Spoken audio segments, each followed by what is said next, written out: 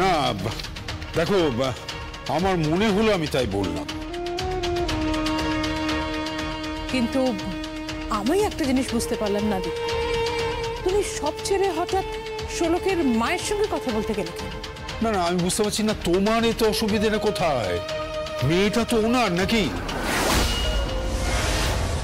হ্যাঁ, মেয়ে ওনারই, কিন্তু কিন্তু সেই মেয়ে তো এখন আর নেই। ওকে বলতে হবে কেন? তোমার বাবার বাড়াবাড়ি এটা। ওই পারুলকে বলবে, এবার পারুলের স্বভাব, ওদের ক্লাসটাই ওই রকম, এই নিয়ে একটা নাটক করবে। প্লিজ প্রিয়দর্শিনী প্লিজ, সন্তান গেছে ওনার, একটু মানবিক হও। সন্তান হারা মা। যাকে তা পারুল কি বললো তোমার? আমি তো বুঝতেই পারছি তোমরা এইসব বিষয় কেন আলোচনা করছো, কেন সিদ্ধান্ত নিচ্ছ। আমি তো কোনো মত দিইনি। দরকারও তো নেই। অনেক মত দিয়েছো, তোমার অনেক মতামত আগে দিয়েছো, এখন একটু চুপ করে থাকো। বাড়ির বড়রা যা মত দিচ্ছে সেটা মেনে নাও।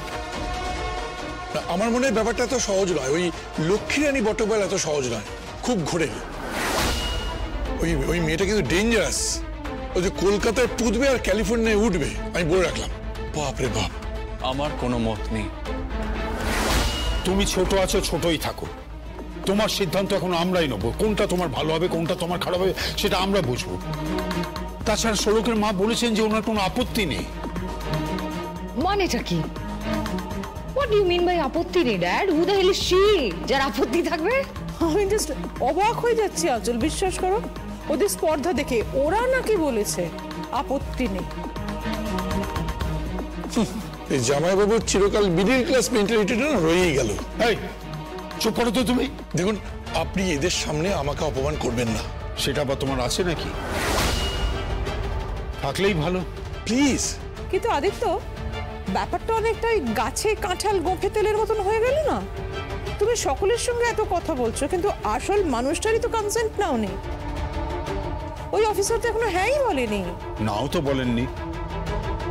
দেখো বাবা, উনি হ্যাঁ বলুক বা না বলুক তাতে আমার কিছু যায় আসে না। উনি অত্যন্ত অভদ্র। তাছাড়া উনি আমাকে বলেছেন আমি নাকি ইন্টেলিজেন্ট নই। আমি যদি ইন্টেলিজেন্ট হতাম তাহলে ওনার জায়গায় আমি থাকতাম। এক মিনিট, তোমার সঙ্গে ওনার এত কথা হলো কখন? না মানে না না, আমি বুঝতে পারছি, কিন্তু হতেই তো পারে। উনি এতবার এসছেন, জিজ্ঞাসাবাদ করেছেন, কত কথা হয়েছে, হতেই তো পারে। কি সার্থক, তাই তো? হ্যাঁ, কিন্তু কিন্তু বাবা। না, কোনো কিন্তু পরন্তু বাট ইফ এ সমস্ত চলবে না। আমরা যখন ঠিক করেছি তখন সেটাই হবে। আর সব থেকে বড় কথা যে তোমার মা হ্যাঁ করে দিয়েছেন, আর কেন যে হ্যাঁ করেছেন সেটাই তো সব থেকে বড় আশ্চর্য। কি তাই তো? অবশ্য কারণটা আমার এখনো ঠিক জানা নেই। আচ্ছা, সবকিছুর পেছনে কি কোনো কারণ থাকবেই? মিসেস প্রিয়দর্শনী মুখার্জি, তোমার সাথে আমি অনেক দিন ঘর করেছি। তোমাকে আর কেউ না চিনুক, আমি খুব ভালো করেই চিনি।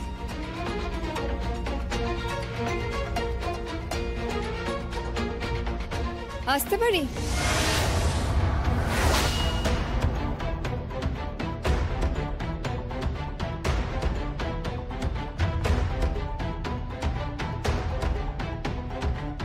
রানী, তুমি? আঙ্কেল, আমি বাইরে দাঁড়িয়ে দাঁড়িয়ে আপনাদের কথাগুলো শুনছিলাম। রানী, বাইরে দাঁড়িয়ে দাঁড়িয়ে লুকিয়ে লুকিয়ে শুনছিলে কেন? তুমি কি এই বাড়িতে চুরি করতে এসেছো নাকি? আন্টি, না দেখো, তোমার এই বাড়িতে আসার আগে কিন্তু একটা জানিয়ে আসা উচিত ছিল। আন্টি আন্টি এতদিন তো বলেননি যে আসার আগে পারমিশন নিতে হবে। রানী, কি করছো তুমি? মমের সাথে তুমি এভাবে কথা বলছো কেন? হ্যাঁ, কারণ তো আছেই। কারণ আপনারা হঠাৎ করে চেঞ্জড। সার্থকের সাথে আমার বিয়ে হওয়ার কথা ছিল, আমার। হ্যাঁ, আর আপনারা আমাকে কাজে লাগিয়েছেন নিজেদের স্বার্থের জন্য। রানী, প্লিজ আন্টি, আমাকে বলতে দিন। আমি সার্থককে মনে মনে ভালোবেসেছি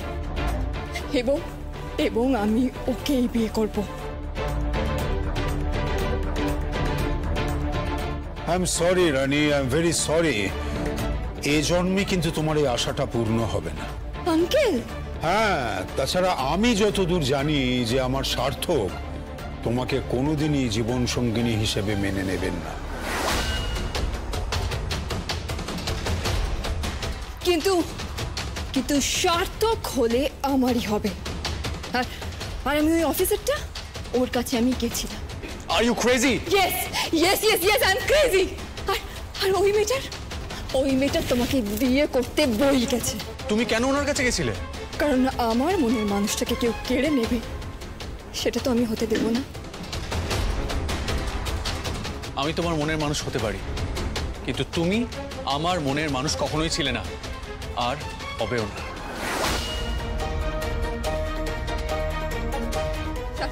সার্থক সার্থক, দেখো দেখো, তুমি আমাকে এইভাবে ফিরিয়ে দিও না। দেখো আমি তোমায় ছাড়া বাঁচবো না সার্থক। আমি তোমার জন্য সব করতে পারি। হ্যাঁ সার্থক, সার্থক প্লিজ আমাকে ছেড়ে যেও না। সার্থক প্লিজ আমাকে ছেড়ে যেও না। রানী হাত ছাড়ো। না না সার্থক, হাত ছাড়ো রানী। আমি ছাড়বো না। হাত ছাড়ো সার্থক, সার্থক।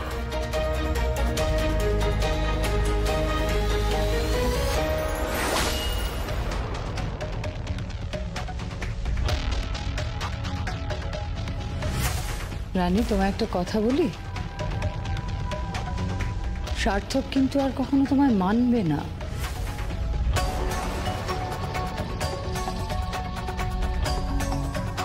কোনোদিনও মানবে না।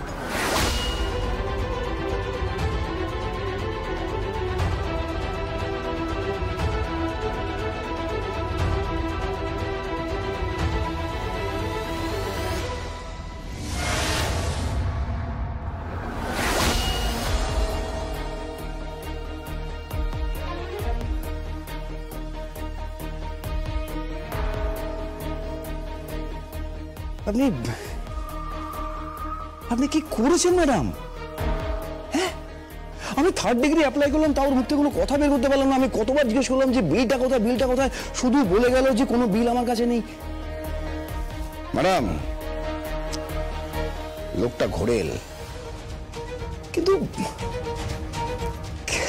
কিন্তু আপনি এটা জোগাড় করলেন কোত্থেকে? স্যার, এমনি এমনি বলে না, এই লক্ষ্মী রানী বটব্যালের ব্রেন, হাত আর বুলেট একসঙ্গে চলে। হ্যাঁ, তাহলে আর কি, চলুন পল্লব চ্যাটার্জিকে একদম হাতে হাত করা পড়িয়ে নিয়ে চলে আসি। এত তাড়াহুড়ো কিসের?